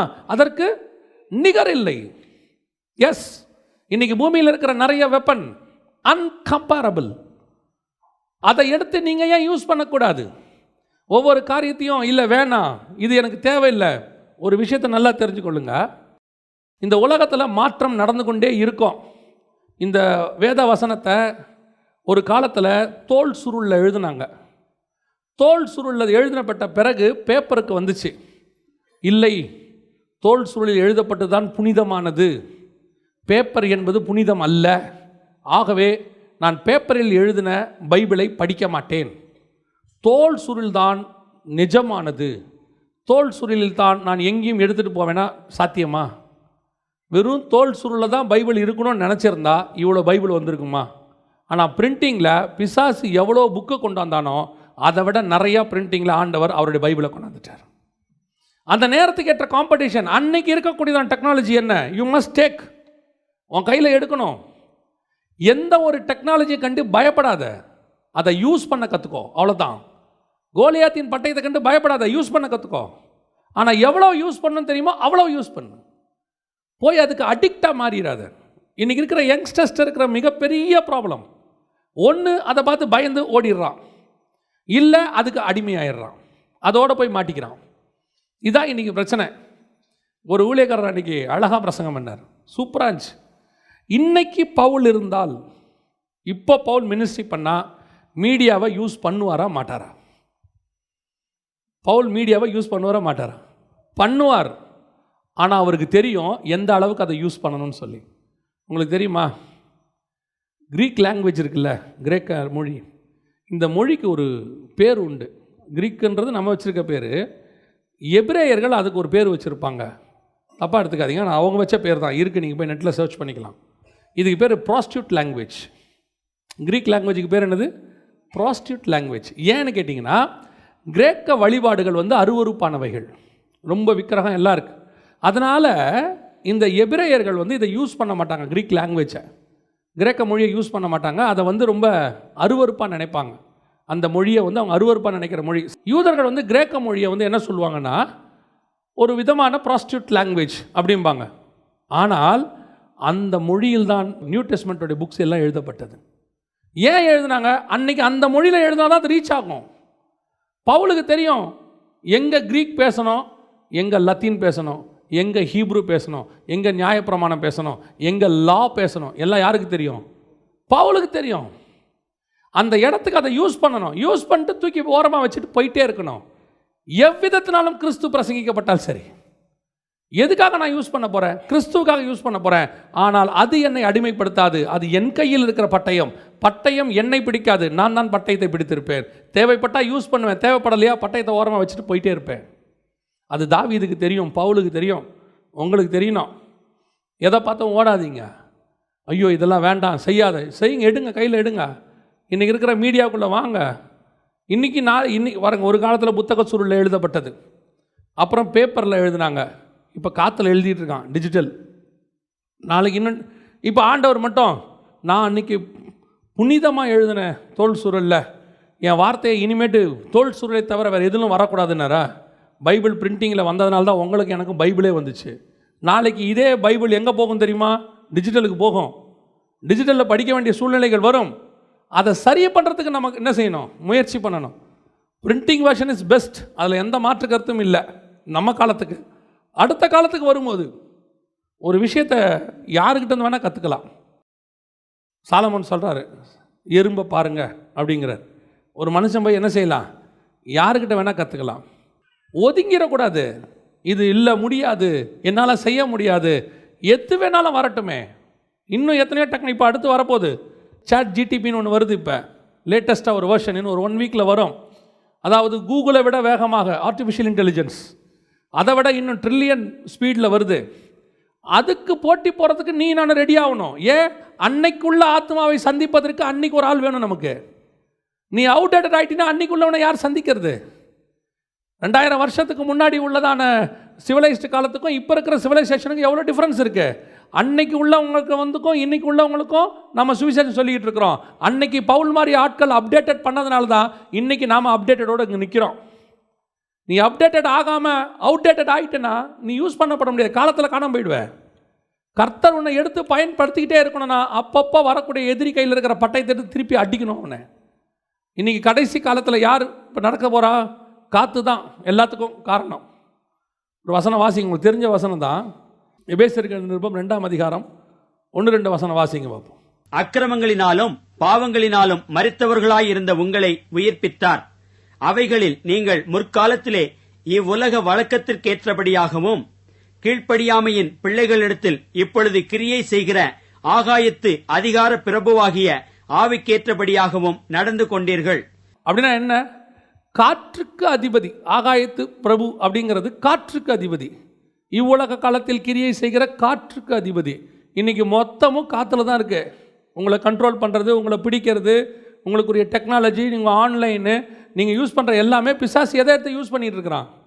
காற்றை எடுத்து யூஸ் பண்ணுறான். இப்போ அடுத்து நம்மளும் எதை தான் யூஸ் பண்ணணும்? அவன் கையில் இருக்கிற காற்றை எடுக்கணும். இன்றைக்கி கோலியாத்தின் பட்டயம் காற்று, டிஜிட்டல்.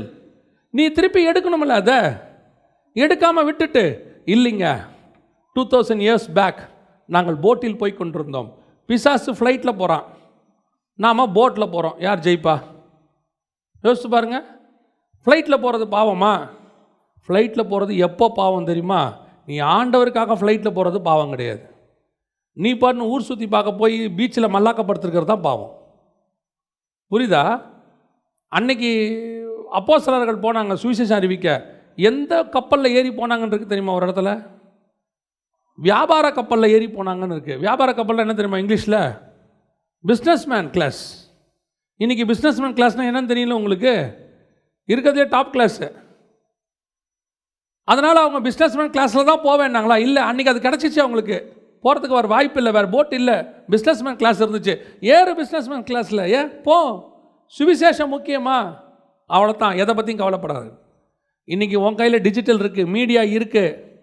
இதை எடுத்து கோலியாத்தின் பட்டயம் நீ யூஸ் பண்ணியே ஆகணும். இல்லைன்னா நீ அவுட்டேட்டட் ஆகிடுவேன். நாளைக்கு இதை விட இன்னொரு டெக்னாலஜி வரும். டெக்னாலஜி மட்டும் நான் சொல்லலை, எல்லா மாற்றமும் வரும். எதை யூஸ் பண்ணணும்னு தெரியும், எவ்வளவு யூஸ் பண்ணணும்னு தெரியும், யூஸ் பண்ணிவிட்டு எங்கே வைக்கணும்னு தெரியணும். அவ்வளோதான். அடிக்ட் தான் ஆகக்கூடாது, அதுக்கு பின்னாடியே தான் போகக்கூடாது. பார்க்கணும், நியூஸ் பார்க்கணும், நியூஸ் என்ன தேவையோ அதை பார்க்கணும், பார்த்துட்டு கொஞ்சம் ஓரமாக வச்சிடணும். அதுக்கு பின்னாடியே போய்கிட்டு இருக்கக்கூடாது. இன்றைக்கி அதுதான் பிரச்சனை. இன்றைக்கி ஒன்று இவன் கையில் இருக்கிற கூழாங்கல்ல நம்ப மாட்டேங்கிறான். ஒருவேளை கூழாங்கல்ல நம்பினா பட்டயத்தை எடுக்க மாட்டேங்கிறான். யோசிச்சு பாருங்கள், அந்த வசனம் என்ன சொல்லுது பாருங்கள். கூழாங்கல்லில் அடித்த உடனே அங்கே இருந்தவங்க எல்லாரும் கோலியாத்து விழுந்துட்டான்னு சொல்லி பயந்தாங்களா, இல்லை பட்டயத்தை எடுத்து வெட்டின பிறகு தங்கள் வீரன் வீழ்ந்தான்னு சொன்னாங்களா? அங்கே வசனம் எப்படி இருக்கு போனாங்க? பட்டயத்தை உருவி அவனை கொன்று அதனாலே அவன் தலையை வெட்டி போட்டான். அப்பொழுது தங்கள் வீரன் செத்து போனான் என்று பெலிஸ்தியர் கண்டு ஓடி போனார்கள். பட்டயத்தை எடுத்து வெட்டின பிறகுதான் வெற்றி நிச்சயமாகும். நீங்களும் நானுமே ஒரு காலத்தில் கோலியாத்தின் கையில் இருந்த பட்டயம்தான். அங்கே பிசாசு நம்மளை யூஸ் பண்ணிக்கிட்டு இருந்தான். இன்றைக்கி கர்த்தர் கையில் எடுத்ததுனால இன்றைக்கி நம்மளை யூஸ் பண்ணிக்கிட்டு இருக்கிறார். அதே மாதிரி தான் இந்த உலகத்தில் நிறைய கோலியாத்தின் பட்டயம் இருக்குது, நிறைய காரியங்கள் இருக்குது. எடுங்க, கையில் எடுங்க. ஆனால் எதுக்கு யூஸ் பண்ணணுன்னு பாருங்கள். யூஸ் பண்ணிட்டு வச்சுருங்க. ஒரு கூட்டம் இருக்குது இப்படி போயிடுது, எக்ஸ்ட்ரீம் லெவலுக்கு. எந்த லெவலுக்கு போயிடுது? கீபோர்டு வந்து 9 சீரீஸ் இருந்தால் தான், 900 சீரீஸ் இருந்தால் தான் என்னால் ஆராதனையே வரும், இல்லைன்னா எனக்கு என்ன வராது, வர்ஷிப் வராது. ஸ்பீக்கர் வந்து பார்த்துக்கோங்க, போஸ் இருக்கணும், இல்லைன்னா தொண்டை. போஸுக்கும் தொண்டைக்கு என்ன இருக்குது? நல்லது யூஸ் பண்ணுறது தப்பு கிடையாது, ஆனால் அது இருந்தால் தான் நான் யூஸ் பண்ணுவேன்றது தப்பு. நல்ல மைக்கில் பேசவும் தெரியணும், மைக் இல்லாவிட்டால் பேசவும் தெரியணும். மைக் இருக்கிற இடத்துலையும் நான் பேசுவேன், மைக் இல்லாவிட்டாலும் பேசுவேன். என் ப்ராப்ளம் மைக்கில் இல்லை, எங்கிட்ட தான் இருக்குது. மைக் ஆண்டவர் நல்ல மைக் கொடுக்குறாரா, சோத்திரம். நீங்கள் உடனே நான் ஒரு தடவை தூத்துக்குடிக்கு ஒரு ஊழியத்துக்கு போயிருந்தேன். ஊழியம் முடியத்துக்கு 2:30 மணி ஆயிடுச்சு. 2:30 மணி ஆன பிறகு கிளம்பி வரோம், பயங்கர பசி. வந்துக்கிட்டு இருக்கிறோம் ஒரு காரில். அப்போ அந்த கூட்டிகிட்டு போனவங்க என்ன பண்ணாங்க, பாஸ்டர் இங்கே ஒரு சின்ன ஹோட்டல் இருக்குது, சாப்பிட்ருவோம் வாங்க. சாப்பிட்ருவோம் வாங்க, பசி. போய் வண்டியை நிறுத்தியாச்சு. நிறுத்தி இறங்குறோம். அந்த வண்டி ஓட்டின டிரைவர் வரமாட்டுறாரு. ஐயோ நான் வரலிங்க அப்படின்னாரு. நான் கேட்டேன், ஏன் பிரதர் வாங்க சாப்பிடுவோம். இல்லை இங்கே வந்து சாப்பாடு 150 ரூபா. சரி, இதுலேருந்து இன்னொரு 25 கிலோமீட்டர் தள்ளி அங்கே போயிட்டோம்னா 100 ரூபா தான், நாம் காசை வேஸ்ட் பண்ணக்கூடாதுன்னு நான் சொன்னேன். நீ இங்கே உட்கார், உள்ளே வந்துடாத, ஏன்னா நீ இதுக்கே இப்படி பேசுகிற. நான் எக்ஸ்ட்ரா ஒரு சிக்கன் ஆர்டர் பண்ணால் எனக்கு வயிறு வலி வந்துடும். ஐயோ என்ன இவந்தால் இப்படி திங்கிறானேன்றான். இப்போ அங்கே சாப்பாடு 150 100ங்கிறது முக்கியம் இல்லை, சாப்பிடணுமா இல்லையாங்கிறது தான் முக்கியம். நீ ஒரு முடிவெடுத்து, இனிமேல் நான் 150 ரூபா சாப்பாடு தான் சாப்பிடுவேன், நான் வழியில் நின்று சாப்பிட மாட்டேன். ஏனென்றால் என்னுடைய ஊழியத்தின் எல்லை பெரிதாகிவிட்டது. நானோ என்றால் KFCயில் மட்டுமே என்னுடைய வாய்கள் திறக்கும், மற்ற இடங்களில் என் வாய்கள் மூடப்பட்டிருக்குன்னா தப்பு. அங்கே ஒரு தேவை இருக்குது, அங்கே அதுதான் இருக்குது, வேறு இல்லை. யூ கேன் ப்ரொசீட், தப்பே கிடையாது. பல நேரத்தில் கர்த்தர் நமக்கு சொல்லி கொடுக்குறாரு. அதாவது ஆடம்பரம் தேவையே கிடையாது. சில நேரத்தில் அத்தியாவசிய செலவு நீ பண்ணி தான் ஆகணும். You must do. சில நேரங்களில் நம்ம கோலியாத்தின் பட்டயத்தை கையில் எடுக்க மாட்டேங்கிறோம். ஐயோ இது என்ன பண்ணுறது? இஃப் நீட் நம்ம செய்யலாம், தப்பு கிடையாது. கோலியாத்தின் பட்டயத்தை கையில் எடுக்கலாம். ஆனால் எடுத்து எதுக்கு யூஸ் பண்ணுறோங்கிறது தான் முக்கியம். எவ்வளோ முடியுமோ ஆண்டவருக்காக அவ்வளவு அப்டேட் பண்ணிக்கொள்ளுங்க. நல்லா படிங்க. நல்லா படிங்கன்னா நீங்கள் படிக்கிற பாடத்தை சொல்ல, இதே தான் வீட்லேயும் சொல்கிறாங்க, இங்கே வந்தாலும் இதையே சொல்கிறாங்களே. நான் அந்த படிப்பு சொல்ல. நிறைய நீங்கள் பவுலை பார்த்தீங்கன்னா சொல்லுவான், நீ வரும்போது தோல் சுருளையும் என் புஸ்தகத்தையும் எடுத்துக்கிட்டு வாம்பா. அவன் நிறைய படிச்சிருக்கிறான், தப்பு கிடையாது. நிறைய விஷயங்கள் தெரியுங்க. எதை ஆண்டவருக்கு யூஸ் பண்ண முடியும்னு பாருங்கள். அந்த கோலியாத்தின் பட்டயத்தை எடுத்து, ஆனால் எண்ட் ஆஃப் த டே ஒன்று மட்டும் நிச்சயம், யூஸ் பண்ணுறவர் கர்த்தர் தான். நல்லா தெரிஞ்சுக்கொள்ளுங்க. ஆண்டவருக்காக நாம் அப்டேட்டட் ஆகிறது தப்பே கிடையாது. ஆனால் ஒன்று மட்டும் தெரியணும், அது கோலியாத்தின் பட்டயம். நான் யூஸ் பண்ணுவேன், ஒரு இடத்துல அதை ஓரமாக வச்சுருவேன். ஆனால் யூஸ் பண்ணியே ஆகணும். இல்லைன்னா நீ அவுடேட்டட் ஆகிடுவேன். 2000 வருஷம் சர்ச் அப்டேட் ஆகிருக்கு. அப்டேட் ஆனதுனால தான் இன்றைக்கி இப்படி ஒரு கூட்டம் இங்கே நடக்குது. நாங்கள் வீடுந்தோறும் அப்பம் பிட்டோம், நாங்கள் அன்றைக்கி மாதிரியே தான் வீடுகள் தோறும் அப்பம் பிடுவோம். ஒரு கூட்டம் இருக்குது, இப்போது வீடுகள் தோறும் தான் அன்றைக்கி அப்பம் விட்டாங்க, அதனால் இப்போவும் வீட்டில் தான் கூடணும், வெளியெல்லாம் கூடக்கூடாது அப்படின்னா வீட்டு ஓனர் காலி பண்ண சொல்லிடுவார். எங்கள் வீட்டில் அப்பம் விட்டா என்னங்க ரொம்ப சவுண்டாக இருக்குது, அதுக்குன்னு ஒரு சர்ச்சு ஒரு காலகட்டம் வந்துச்சு, அப்டேட் ஆச்சு, ஓகே ரைட். ஆனால் சர்ச்சு தான் பரலோகத்துக்கு போகும், கட்டடம் இல்லை, அதுவும் தப்பு. எப்பவுமே தெரிஞ்சுக்கணும், ஆண்டவர் நம்ம தான் இம்பார்ட்டன்ஸ் கொடுக்குறார். நாம் அப்டேட் ஆகணும். கர்த்தருக்கென்று வைராகமாக எழும்பணும். நீ ஒரு பட்டயம், கர்த்தர் உன்னையும் யூஸ் பண்ணுவார். அல்லேலூயா. 3 முக்கியமான காரியங்களை மனசில் வச்சுக்கொள்ளுங்க. ஒன்று, நீ நிந்தித்த கர்த்தருடைய நாமத்தில் நான் வருகிறேன். I am the representative of God, ambassador of God. கர்த்தர் என்ன அனுப்புகிறாரு, அந்த எண்ணம் மட்டும் மைண்டில் இருந்துகிட்டே இருக்கணும். நான் போகிறேன், ஏன் டேலண்ட்டில் போகிறேன் அப்படின்னு நினச்சா நீ கண்டிப்பாக விழுவ. கர்த்தர் என்ன அனுப்புகிறாரு. எவ்வளோ பெரிய ராஜாவாகட்டும், தாவீது கடைசி வரைக்கும் ஆண்டவர்கிட்ட போய் கேட்பான், நான் போட்டுமா ஆண்டவரே, நான் போட்டுமா இல்லை வேணாமா, எப்படி போகணும், அதை ஆண்டவர்கிட்ட கேட்டுக்கிட்டே இருக்கணும். 2வது, உன் கையில் உள்ளதை, கர்த்தர் உனக்கு கொடுத்ததை நீ கனம் பண்ணு, கனவீனப்படுத்தாதீங்க. அது ஒன்றும் இல்லை, குப்பை, அது நடக்காது, வாய்ப்பு இல்லை, சின்னது, அதெல்லாம் யோசிக்காதீங்க. கர்த்தர் எங்கெல்லாம் கொடுத்த சின்ன பேனாவாக இருக்கட்டும், அதை கொண்டு பெரிய கதையை எழுத முடியும். எங்கிட்ட கொடுத்த சின்ன சாவியாக இருக்கட்டும், அதை கொண்டு பெரிய வீட்டை நான் திறக்க முடியும். என் கையில் உள்ளது சின்ன கூழாங்கல்லாக இருக்கட்டும், பெரிய கோலியாத்தை வீழ்த்த முடியும். கடைசியாய் கோலியாத்தின் கையில் உள்ள பட்டயமும் நமக்கு தேவைப்படுகிறது. வெறும் கல்லை வச்சுக்கிட்டு கடைசி வரைக்கும் தாவீது சண்டை போடவே முடியாது. ஒரு பகுதிக்கு கல் தேவை, இன்னொரு பகுதிக்கு பட்டயம் தேவை. இன்றைக்கி இருக்கிற அப்டேட்டடை எடுக்கணும். அது மீடியாவோ டெக்னாலஜியோ எதுவோ கையில் எடுங்க, யூஸ் பண்ணுங்கள். ஒரு இடத்துல அதை வச்சுருங்க கரெக்டாக. அதை வச்சுட்டா தான் உங்களுக்கு நல்லது. எடுக்காமல் இருக்கிறதும் தப்பு, வைக்காமல் இருக்கிறதும் தப்பு. தேவைக்கு எடுக்கணும், யூஸ் பண்ணணும், வச்சிடணும். அல்லேலூயா. நம்ம ஜெபம் பண்ண போகிறோம் தேவ சமூகத்தில். எழுந்திரிப்போமா. இன்றைக்கி ஆண்டவருக்கு வைராக்கியம் உள்ள சில ஆட்கள் தேவை. இப்போ இந்த எண்ட் டைமில் இனி வரக்கூடிய ஜென்ரேஷன் டெக்னாலஜியில் வரக்கூடியதான ஜென்ரேஷன். நாம் ஒரு காலகட்டத்தில் நம்ம அப்பா அம்மாலாம் 6வது படிக்கும் போது தான் ஏபிசிடி கற்றுக்கிட்டாங்க. ஆனால் நமக்கு எல்கேஜியில் சொல்லி கொடுத்தாங்க. ஆனால் இப்போ இருக்க பிள்ளைகளுக்கு ப்ரீகேஜிலேயே, கிண்டர் கார்டன்லேயே அவங்களுக்கு எல்லாமே சொல்லிக் கொடுக்கப்படுது. நாளைக்கு இந்த பிள்ளைகள் தான் ஜென்ரேஷனாக இருப்பாங்க. அவங்களுக்கு தான் சுவிசேஷம் சொல்கிறதுக்கு ஆள் தேவை. அவங்கிட்ட உட்காந்து பேசுகிற அளவுக்கு நீ அப்டேட் ஆனால் தான் முடியும். நீ அப்டேட் ஆகிறதுனால தான் உன்னை கர்த்தர் கூட்டிகிட்டு போகிறன்னு அர்த்தம் கிடையாது. நீ அப்டேட் ஆனினா உன்னை கூட்டிகிட்டு போகிறது ஈஸி. கர்த்தர் எடுத்து பயன்படுத்துறதுக்கு தகுதி என்னன்றது அவருக்கு தான் இருக்குது. நான் இவ்வளோ தகுதியாக இருக்கிறேன், அதனால் என்னை ஆண்டவர் யூஸ் பண்ணுவாருன்னு நீ நினைக்காத. ஆனால் உன் தகுதியை கர்த்தர்கிட்ட ஒப்படைச்சினா, உன்னுடைய டேலண்ட்டை, உன்னுடைய அகாடமிக் சைடில் இருக்கக்கூடியதான மேன்மைகளை, உங்கள்கிட்ட கர்த்தர் கொடுத்துருக்கிறதான காரியங்களை ஆண்டவர்கிட்ட ஒப்படைச்சினா, அதை கர்த்தர் எடுத்து பயன்படுத்துவார். ஆண்டவர் உன்னை பயன்படுத்த முடியும். நான் இந்தியா விட்டு வெளியே போகவே மாட்டேன், பாஸ்போர்ட் எடுக்கவே மாட்டேன், கர்த்தர் இந்தியாவுக்குள்ளே உன்னை பயன்படுத்துவார். நான் பாஸ்போர்ட் எடுப்பேன், கர்த்தருக்காக உலகமெங்கும் போவேன்னா, கர்த்தர் உலகமெங்கும் உன்னை பயன்படுத்துவார். எந்த அளவுக்கு நீ ஃப்ளெக்சிபிளாக இருக்கியோ அந்த அளவுக்கு கர்த்தர் உன்னை யூஸ் பண்ண முடியும். உனக்குன்னு ஒரு பவுண்டரி, உனக்குன்னு ஒரு டிசைன், நான் இப்படித்தான், நான் பண்ண மாட்டேன், நான் இந்த மாதிரி கிடையாது நீ நினச்சினா, கர்த்தர் நீ இருக்கிற அந்த ஏரியாவில் அந்த பகுதிக்கு மட்டும்தான் உன்னை யூஸ் பண்ண முடியும். வசனம் சொல்லுகிறது. தம்முடைய தூதர்களை காற்றுகளாகவும் தம்முடைய ஊழியர்களை அக்கினி ஜுவாலையாகவும் கர்த்தர் பயன்படுத்துகிறார். காத்துக்கும் ஷேப் கிடையாது, நெருப்புக்கும் ஷேப் கிடையாது. காற்றாவது தன் போகிற திசையில் போய்கொண்டே இருக்கும், அது தூதன். ஆனால் நீயும் நானும் நெருப்பு, போகிற திசைகளில் இருக்கிறத எல்லாத்தையும் பட்சித்து கொண்டே போகும், எல்லாத்தையும் நெருப்பாய் அது மாற்றும். அதை தான் கர்த்தர் உங்கள்கிட்ட எங்கிட்டையும் கேட்குறார். உலகத்துக்கு நீ எவ்வளோ வேலை செய்கிற, எத்தனை மணி நேரம் வேலை செய்கிற, எவ்வளோ உயிரை கொடுத்து ஒர்க் பண்ணுற, எண்ட் ஆஃப் த டே உனக்கு என்ன கிடைக்குது? டிப்ரெஷன், ஸ்ட்ரெஸ், பணம், 3 தான். ஆனால் கர்த்தருக்கென்று அதே காரியத்தை நீ செலவிட்டு பார். எண்ட் ஆஃப் த டே உன் தேவையும் சந்திக்கப்படும், உனக்கு ஒரு ஆத்ம சந்தோஷம் வரும், பரலோகத்தினுடைய பலன் வரும். டிப்ரெஷன், ஸ்ட்ரெஸ் உனக்கு வியாதியை கொண்டு வரும், ஆனால் பரலோகத்தின் சந்தோஷம் உனக்கு நித்திய ஜீவனை கொண்டு வரும்.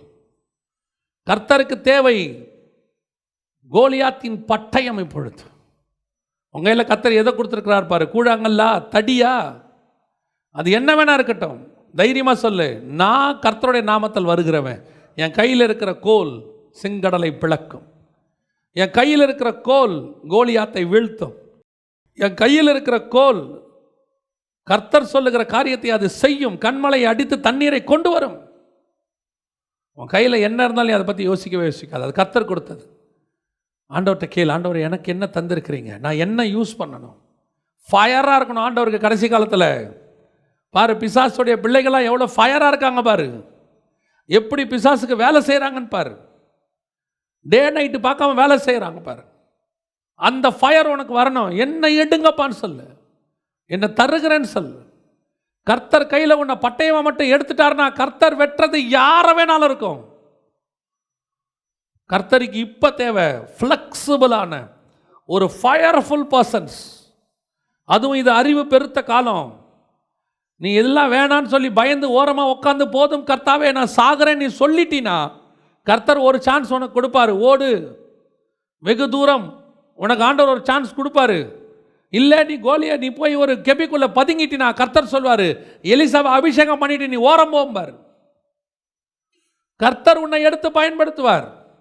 ஒருவேளை நீ அசதியாய் பயந்து, இல்லை போட்டி போட முடியாது, இந்த காம்படிட்டிவ் வேர்ல்டில் என்னால் நிற்க முடியாது, என்னை விட பெரியவங்க நிற்கிறாங்க, கோலியாத் இருக்கிறாங்க, என்னால் ஜெயிக்க முடியாது, ஐ காண்ட் அப்படின்னா கர்த்தர் சொல்வார், ஓரம்போ அடுத்த ஆளை கொண்டு வா. God have alternate always. கர்த்தர் ஒருத்தரை நம்பி மட்டும் தன்னுடைய திட்டத்தை பரலோகத்திலிருந்து பூமிக்கு கொண்டு வரவில்லை. உன்மேல் ஒரு திட்டம் இருக்கிறது, அதை உன்னை கொண்டு கர்த்தர் செய்ய விரும்புகிறார். முடிந்த வரைக்கும் போராடுகிறார். நீ முடியாது என்று ஒதுங்கினால் உனக்கு பிறகு இன்னொருத்தனை கர்த்தர் வைத்திருக்கிறார். ஆனால் நான் சொல்வேன், எனக்கு மேலே வச்ச திட்டத்தை நான் தான் செஞ்சுட்டு பூமியை விட்டு வெளியே போகணும். என் திட்டத்தை இன்னொருத்தன் செய்யக்கூடாது. கொடுமையில் பெரிய கொடுமை என்ன தெரியுமா?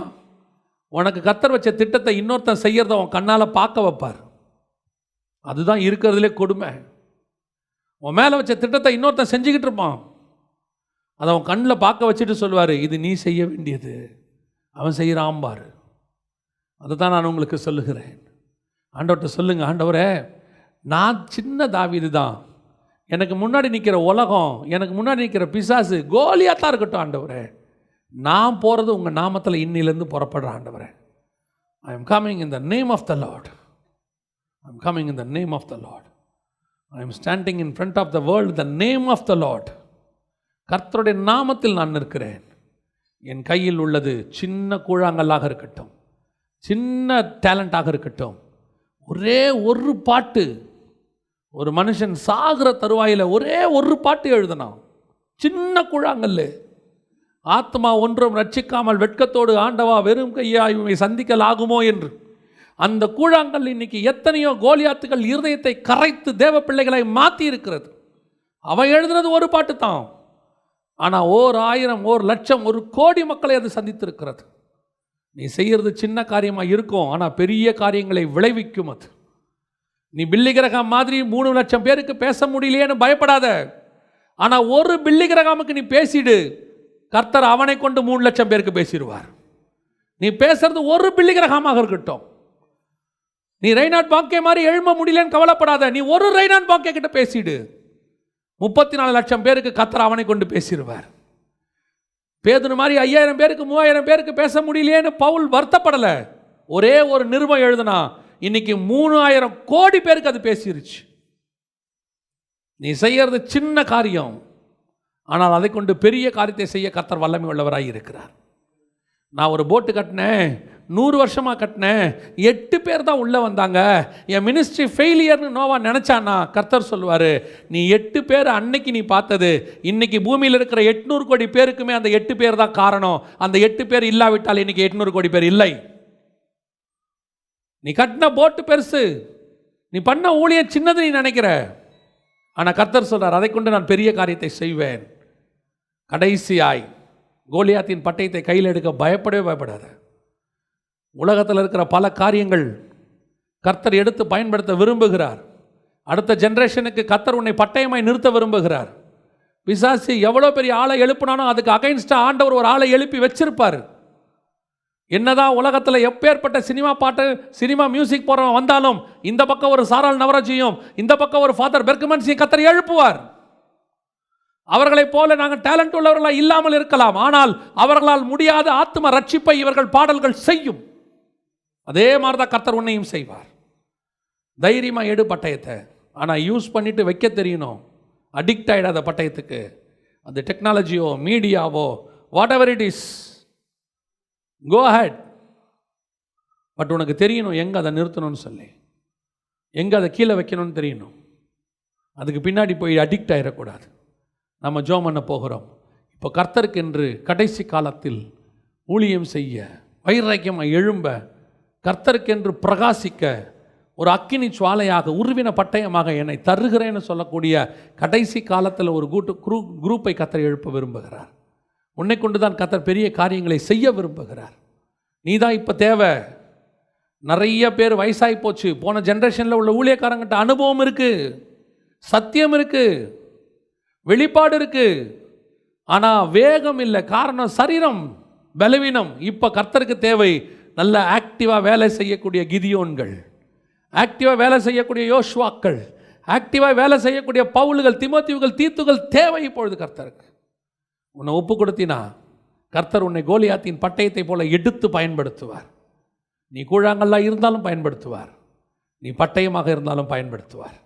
நம்ம ஜெபிக்க போகிறோம். நான் ஒரு கேள்வியை கேட்டு எல்லா கண்களையும் மூடியிருப்போம். நான் ஒரு கேள்வியை கேட்டு முடிக்க விரும்புகிறேன். நான் இந்த கர்த்தருடைய சேனைக்கு, கடைசி கால சேனைக்கு, அந்த கடைசி கால பேட்ச், ஹெவன்லி பேட்சுக்கு, கர்த்தருக்கு ஒர்க் பண்ணுறதுக்கு என்னை நான் தருகிறேன். என்னை எடுங்கப்பா. என் இன்ஃபீரியாரிட்டி காம்ப்ளெக்ஸ் எல்லாம் போகட்டும். நான் என்னவா இருந்தாலும் பரவாயில்ல, நான் வரேன் ஆண்டவரே. என்னை கொண்டு என்ன செய்ய முடியுமோ அதை செய்யுங்க. நான் உயிரோடு இருந்து செஞ்சாலும் சரி, செத்து செஞ்சாலும் சரி, நான் உமக்கென்று ஏதாவது செய்யணும் ஆண்டவரே. செஞ்சுட்டு தான் உண்மை பார்த்துக்க நான் பரலோகத்திற்கு வர வேண்டும். அப்படி ஒரு வைராக்கியம் உள்ள சாட்சியாய் உன்னை ஒப்பு கொடுப்பாயானால் உன் கரங்களை தேவனுக்கு முன்பாக உயர்த்தி, ஆண்டவரே என்னை தருகிறேன் ஆண்டவரே, I will giving my self Lord. எங்கிட்ட இருக்கிறது எதுவாக இருந்தாலும் அதை ஓரமாக வச்சிடுறேன் ஆண்டவரே. நீங்கள் சொன்னால் எடுத்து அந்த கல்லை அடிக்கிறேன், நீங்கள் சொன்னால் பட்டயத்தை நான் எடுக்கிறேன், நீங்கள் சொல்கிற இடத்துக்கு நான் வரேன் ஆண்டவரே. ஒப்பு கொடு பார்ப்போம். ஏதோ கூட்டத்தில் கை தூக்குற மாதிரி தூக்காத. ஒரு நாள் ஒரு 19 வயசில் திருச்சியில் நடந்த ஒரு வாலிபர் கூட்டத்தில் உன்ன மாதிரியே தான் நான் கை தூக்கினேன். ஆனால் உண்மையாக கை தூக்கினேன். என்னை முன்னாடி வான்னு சொன்னபோது உண்மையாக முன்னாடி போனேன். அப்போ ஒரு ஊழியக்காரர் ஜெபம் பண்ணார், நீ ஊழியக்காரனா வருவேன்னு சொன்னார். 19 வயசில் அவர் பண்ண அந்த ஒப்பு கொடுத்தல் 29 வயசில் கர்த்தர் கனப்படுத்தி ஊழியத்தை கொண்டு வந்தார். இன்றைக்கி கொடுக்குற இந்த உண்மையான ஒப்பு கொடுத்தலை பரலோகம் பார்க்கும். முழு இருதயத்தோட முழு ஆத்மாவோடு நீ ஒப்பு கொடுக்குறியான்னு பரலோகம் பார்க்கும். ஏதோ எல்லா கூட்டத்திலையும் போய் கை தூக்குற மாதிரி தூக்க